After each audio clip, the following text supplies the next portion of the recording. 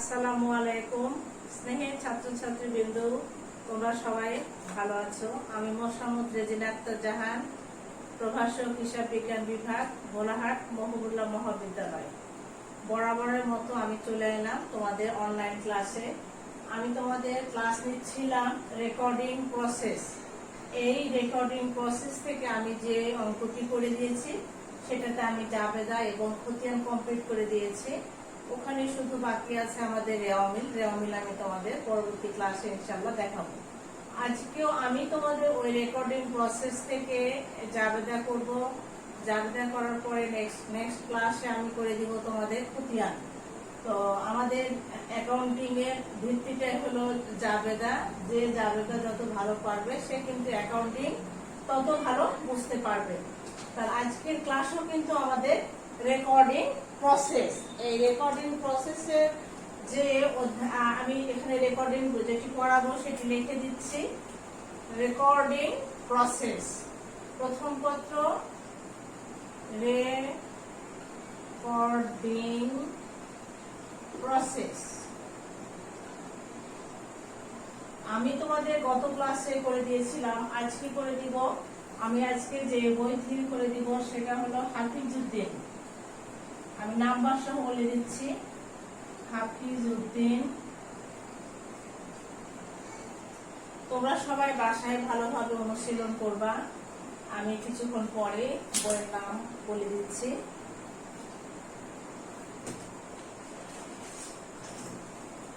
হাফিজউদ্দিনের আমি যেটি করাচ্ছি সেটি প্রবলেম 5। প্রবলেম 5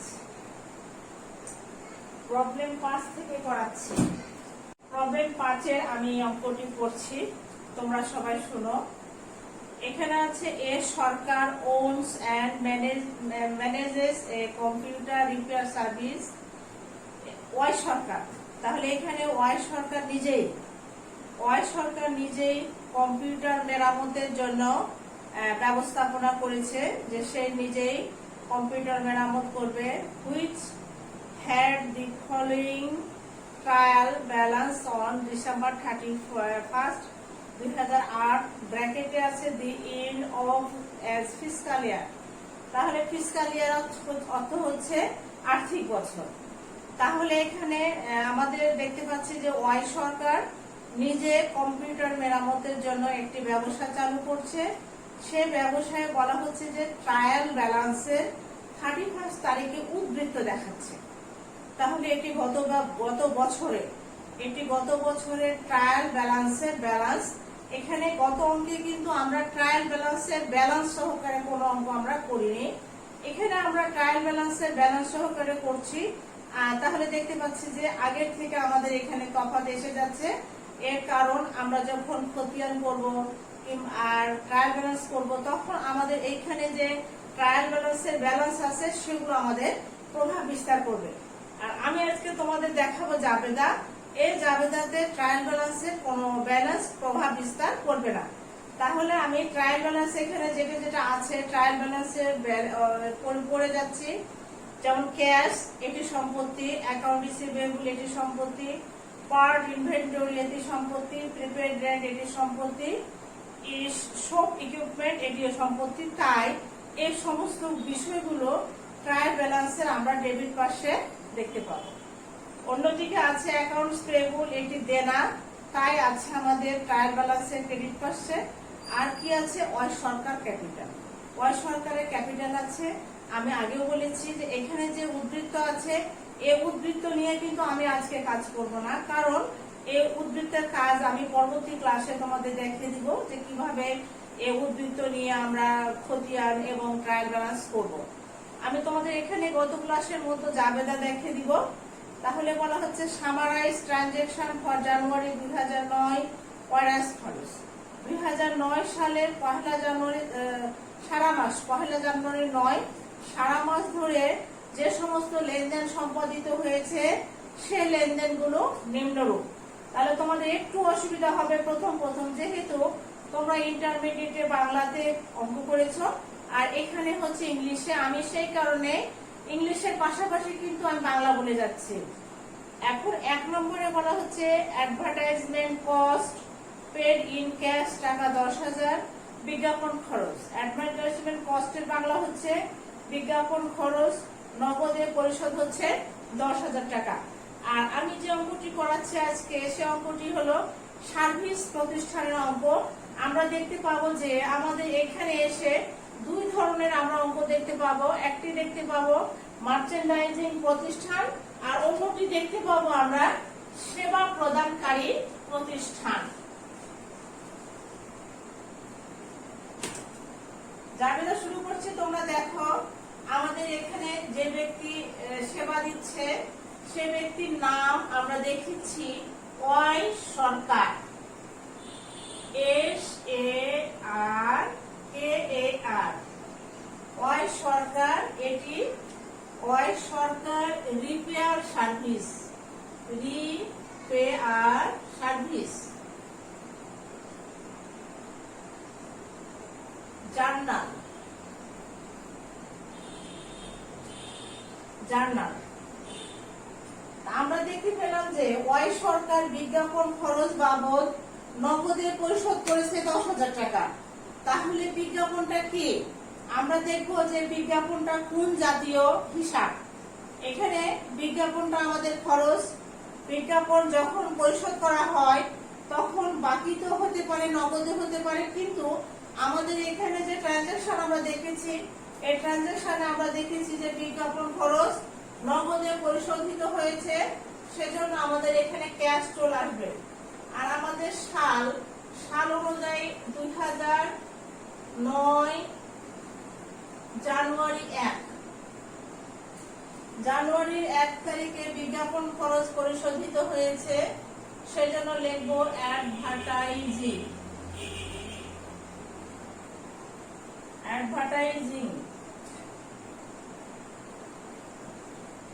এক্সপেন্স মানে বিজ্ঞাপন খরচ। বিজ্ঞাপন খরচ হিসাব ডেবিট, নগদান হিসাব ক্রেডিট।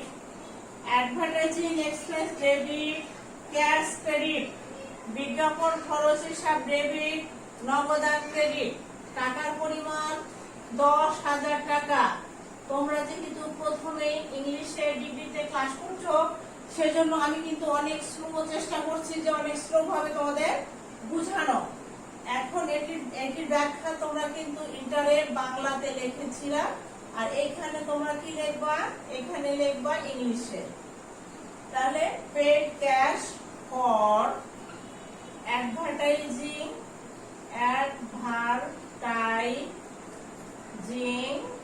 এক্সপেন্স। এটার বাংলা নগদে বিজ্ঞাপন খরচ পরিশোধিত হলো। এটার বাংলা নগদে বিজ্ঞাপন খরচ পরিশোধিত হলো। তাহলে paid cash for advertising expense. 1 তারিখে আমাদের যে ট্রানজাকশন ছিল সেটি ক্লোজ করে দিলাম। এবার পরবর্তী দিনে যাই দেখি কি আছে। পরবর্তী 2 তারিখে বলা হচ্ছে additional repair part inventory acquired on account টাকা 40,000।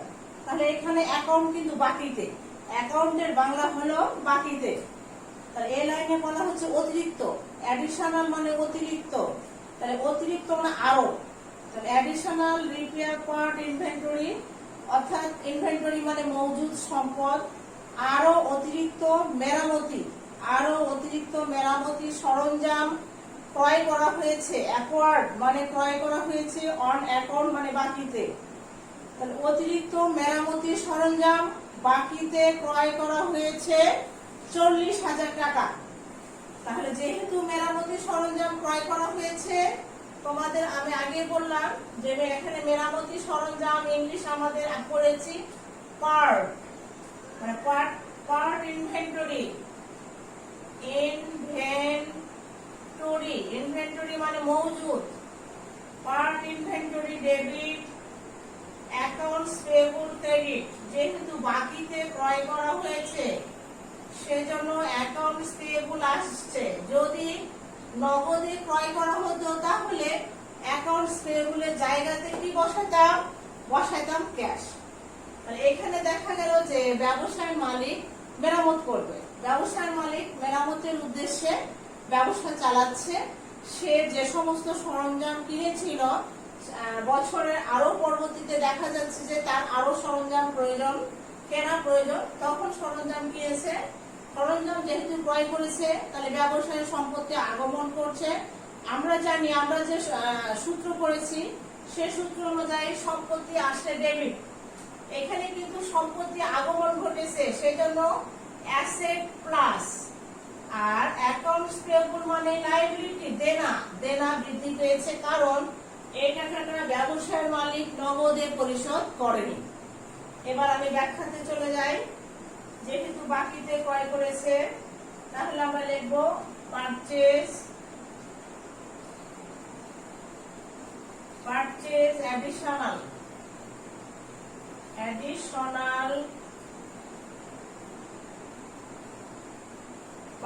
অ্যাডিশনাল রিপেয়ার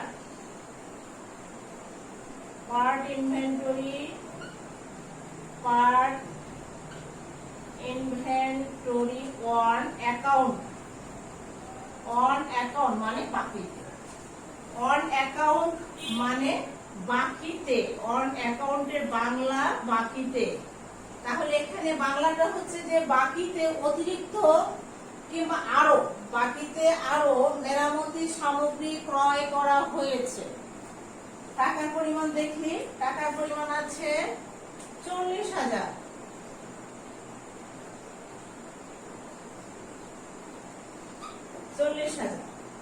তাহলে আমাদের 2 তারিখে জাবেদার কাজ শেষ। পরবর্তী তারিখ দেখি কত তারিখে লেনদেন আছে আমাদের।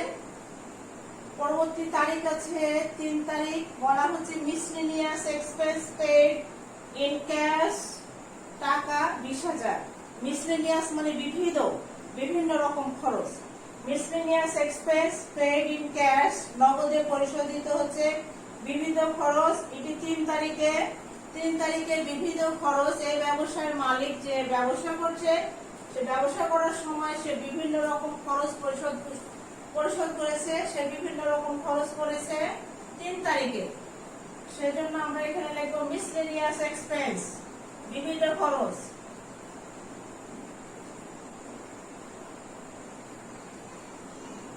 মিসলেনিয়াস এক্সপেন্স ডেবিট, বাংলা বিবিধ খরচ debit, cash credit.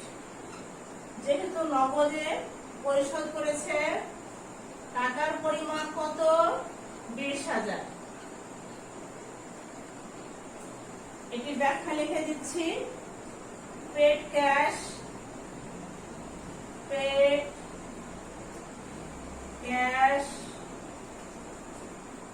For miscellaneous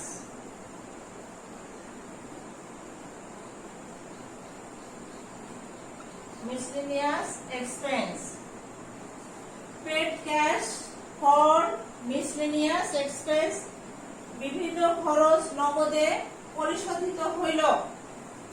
পরবর্তী দিনে জাবেদা যায়। পরবর্তী দিন 4 তারিখ। বলা হচ্ছে cash collected from customer on account, টাকা 1,30,000। তাহলে ক্যাশ কালেক্ট হয়েছে, ক্যাশ পাওয়া গিয়েছে, কালেকশন হয়েছে। ক্যাশ কালেক্টেড নগদ পাওয়া গিয়েছে ফ্রম কাস্টমার অন অ্যাকাউন্ট, অর্থাৎ পূর্বে বাকির টাকা পাওয়া গিয়েছে 1,30,000। তাহলে পূর্বের টাকা কখন পাওয়া যেতে পারে? পূর্বের টাকা পাওয়া যেতে পারে ব্যবসায়ের মালিক যখন ধারে বিক্রি করবে। ব্যবসায়ের মালিক পূর্বে ধারে বিক্রি করেছে, এবার সেই ধারে বিক্রির টাকা ব্যবসায়ের মালিক পাচ্ছে। তাহলে পূর্বে ধারে বিক্রির টাকা ব্যবসায়ের মালিক পাচ্ছে, টাকা পেলে টাকা ব্যবসায়ের আগমন ঘটছে। আগমন ঘটার জন্য আমাদের কি হচ্ছে?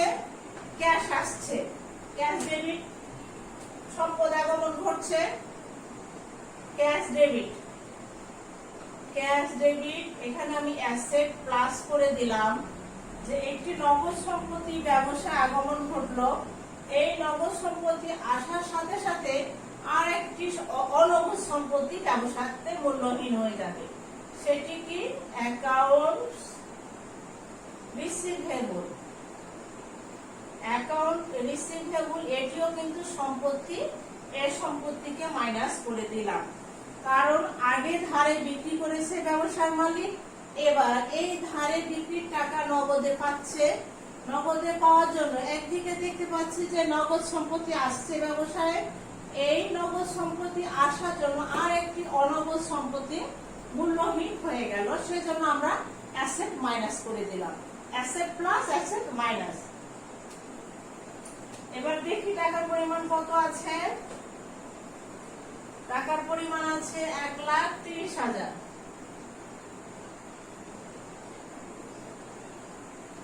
1,30,000। ব্যাখ্যা কি লিখবো? Receive cash from customer. Receive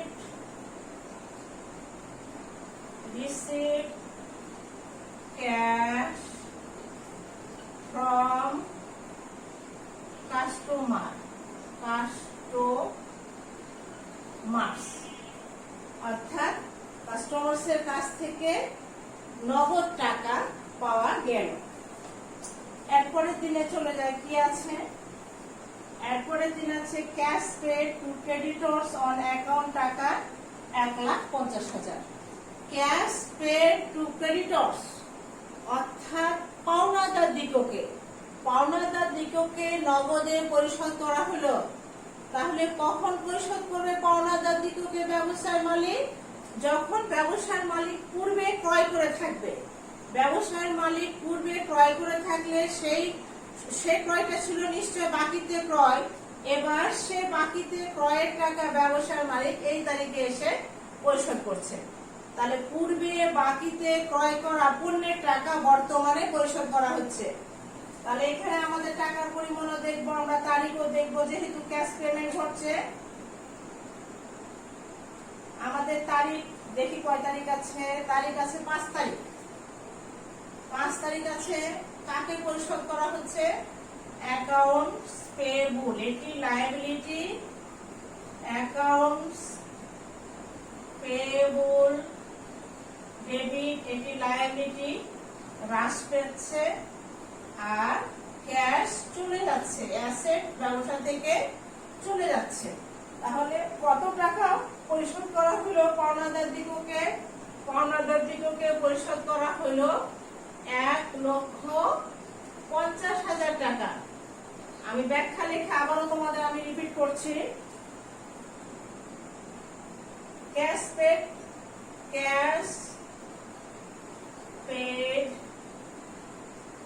two creditors. পাওনাদার দিগকে টাকা পরিশোধ করা হলো। কখন পাওনাদার তৈরি হবে? যখন ব্যবসার মালিক ধারে ক্রয় করবে। এই লেনদেন থেকে দেখতে পাচ্ছি যে ব্যবসার মালিক পূর্বে ধারে ক্রয় করেছে, এবার সে ধারে ক্রয়ের টাকা পরিশোধ করছে। পূর্বে ধারে ক্রয়ের টাকা 5 তারিখে পরিশোধ দিতে হচ্ছে। যেহেতু পরিশোধ দিতে হচ্ছে, তাহলে দেনা কমে যাচ্ছে।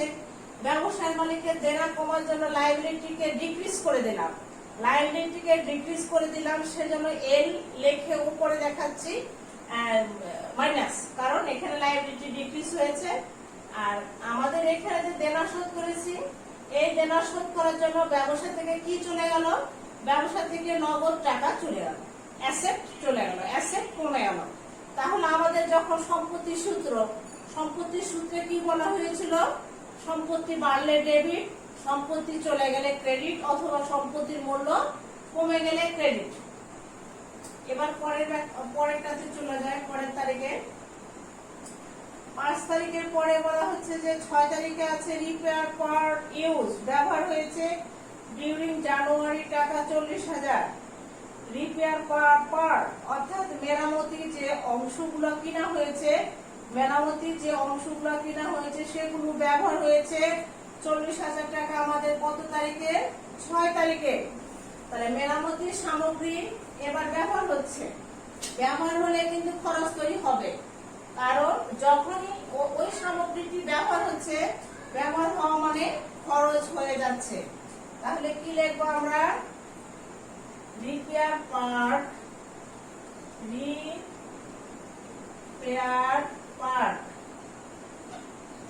Expense debit, repair part expense debit. আর কি কমে গেল আমাদের? পার্ট ইনভেন্টরি, এটি মজুদ স্টক করে রেখেছিল যে পার্ট ইনভেন্টরি, এই পার্ট ইনভেন্টরি ব্যবহারের কারণে, কমে গেল। তাহলে একদিকে আমাদের খরচ তৈরি হলো, অন্যদিকে কি হলো? অন্যদিকে অ্যাসেট কমে গেল। তাহলে এখানে আমরা দেখতে পাচ্ছি, এই জায়গাটাতে দেখতে পাচ্ছি যে ব্যবসায় মালিক পূর্বে যে পার্ট ইনভেন্টরি ছিল ব্যবসায় মালিকের কাছে গচ্ছিত, সেই গচ্ছিত পার্ট ইনভেন্টরি ব্যবহার করলো। কি পরিমাণ ব্যবহার করলো সেটা বলে দিচ্ছি টাকা। তাহলে পার্ট ইনভেন্টরি যেহেতু ব্যবহার করেছে, তাহলে আমাদের খরচ তৈরি হয়েছে। একদিকে খরচ তৈরি হয়েছে, অন্যদিকে ব্যবহার জনিত কারণে পার্ট ইনভেন্টরি কমে গেছে। এবার টাকাতে আসি, কত টাকা? পার্ট ইনভেন্টরি ব্যবহার হয়েছে 40,000 টাকা।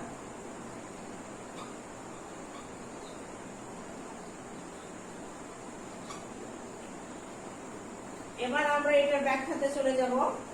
তোমরা লেখো ব্যাখ্যা। পার্ট ইনভেন্টরি লেখো তোমরা এভাবে, আমার নিচে জায়গা হচ্ছে না। পার্ট ইনভেন্টরি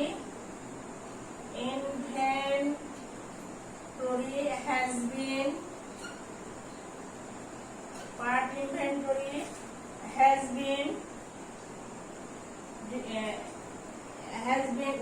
part inventory আমরা এভাবে দেখতে পারি two record used part inventory. আমি এভাবে তোমাদের ব্যাখ্যাটা ছোট করে দিচ্ছি, এত বড় না দিয়ে ব্যাখ্যাটা আমি ছোট করে দিচ্ছি। Two record used part inventory.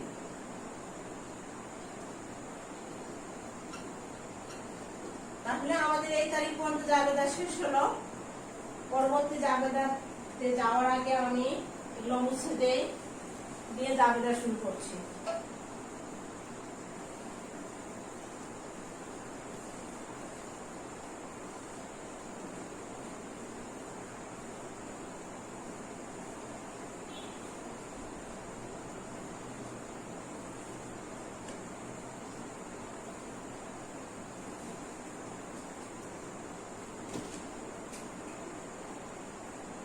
আমরা এবার পরবর্তী তারিখে আসব। পরবর্তী তারিখে আমরা দেখব, পরবর্তী তারিখে বলা হচ্ছে যে repair service perform during January for cash 50,000 টাকা এন্ড অন অ্যাকাউন্ট 90,000 টাকা। অর্থাৎ মেরামতির সেবা দেওয়া হয়েছে নগদে 50,000 টাকা আর বাকিতে 90,000 টাকা। যেহেতু ব্যবসার মালিকের মূল উদ্দেশ্য হচ্ছে মেরামতি সেবা দেওয়া, এবার মেরামতির কাজ করে দিয়েছে ব্যবসায়ী মালিক, মেরামতের কাজ করে দিয়েছে কিছু নগদে কিছু বাকিতে। নগদে দেখতে পেলাম 50,000 টাকা, বাকিতে দেখতে পেলাম 90,000 টাকা। মেরামতের কাজ করে দেওয়ার জন্য সম্পূর্ণটাই নগদ টাকা পায়নি, কিছু পেয়েছে নগদ, কিছু পেয়েছে বাকি।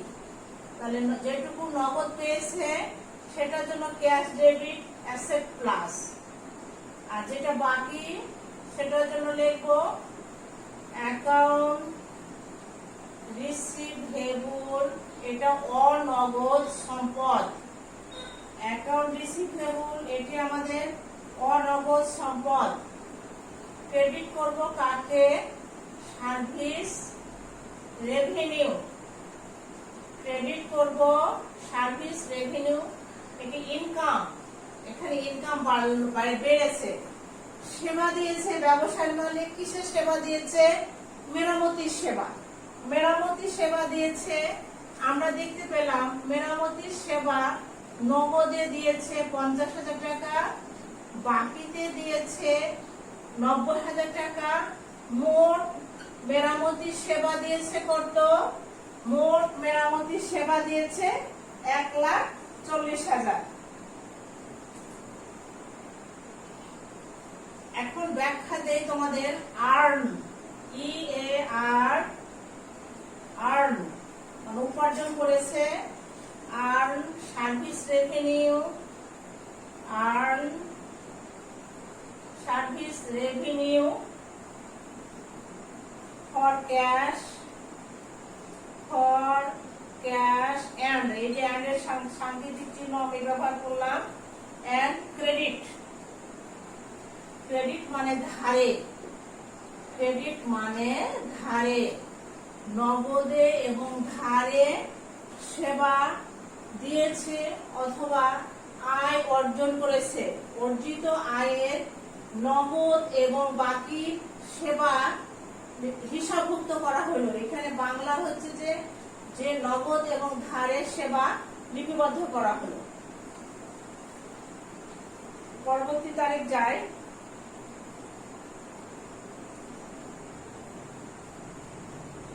Wages for January paid in cash taka 30,000।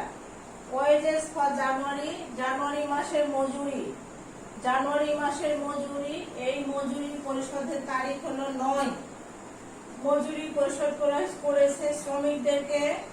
মজুরি পরিশোধ করলে আসে wages expense debit, cash credit. Wages expense debit, cash credit. কত টাকা মজুরি দিয়েছে আমরা দেখি। মজুরি দিয়েছে 30,000 টাকা, 30,000।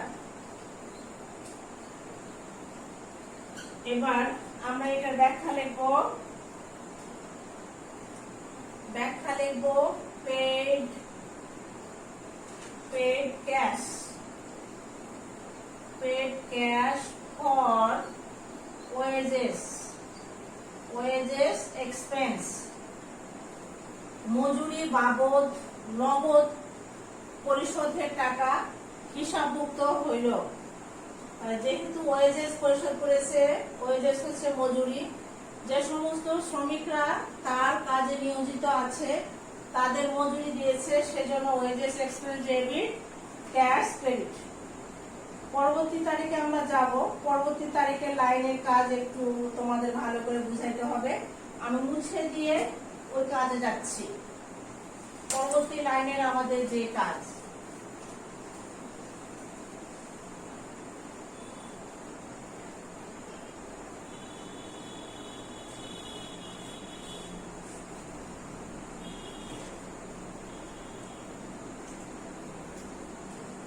পরবর্তী লাইন এখানে আছে rent expense for January recorded. January মাসের রেন্ট এক্সপেন্স রেকর্ড করা হয়েছে। জানুয়ারি মাসের রেন্ট এক্সপেন্স রেকর্ড করা হয়েছে। However no cash was paid out for rent expense rent during January. বলা হচ্ছে যে জানুয়ারি মাসের ভাড়া খরচ হিসাবভুক্ত হয়ে আছে, কিন্তু এটি নগদে লিপিবদ্ধ দেখানো হয় নাই। A rent payment has been made for 4 months in advance। এবং বলা হচ্ছে যে এই রেন্ট বাবদ 4 মাসের অ্যাডভান্স টাকা পরিশোধ হয়েছে এবং এই পরিশোধের তারিখ হচ্ছে ডিসেম্বর 1, 2008 এবং টাকার পরিমাণ হচ্ছে 40,000। তো বলা হচ্ছে যে ডিসেম্বর মাসের 1 তারিখ থেকে, ডিসেম্বর গত বছরে 2008 সালে ডিসেম্বর মাসের 1 তারিখ থেকে পরবর্তী নেক্সট যেটা চলতি মাস আমাদের চলতি বছর হলো 2009। এই 2009 সালের বলা হচ্ছে যে এই 2009 সালের আমাদের পরিশোধ করা হয়েছে মোট 4 মাসে, অর্থাৎ ডিসেম্বর, জানুয়ারি, ফেব্রুয়ারি, মার্চ। তাহলে আমরা এখানে লিপিবদ্ধ করব কোন মাসে? আমরা লিপিবদ্ধ করব এখানে আমাদের শুধুমাত্র জানুয়ারি যেটুকু আমাদের এক্সপায়ার হলো সেই এক্সপায়ার অংশটুকু আমরা এখানে রেকর্ড করব। এটা তারিখ আমাদের আছে কত? এটা তারিখ আছে আমাদের 9 তারিখ। লিখবো জানুয়ারির 9। জানুয়ারির 9 তারিখে আমাদের যেটুকু এক্সপায়ার হয়েছে সেটুকুর জন্য আমরা জাবেদা দিব। জাবেদা লিখবো rent expense debit prepaid rent. Prepaid rent এটি 8 সালে পরিশোধিত হয়েছে। টাকার পরিমাণ 40,000 টাকা। এটি দেওয়া হয়েছে 4 মাসের জন্য। তাহলে 1 মাসে রেকর্ড করতে হবে আমাদের কত টাকা? 1 মাসে আমাদের রেকর্ড করতে হবে 10,000 টাকা। এবার এটি জাবেদা লিখবো আমরা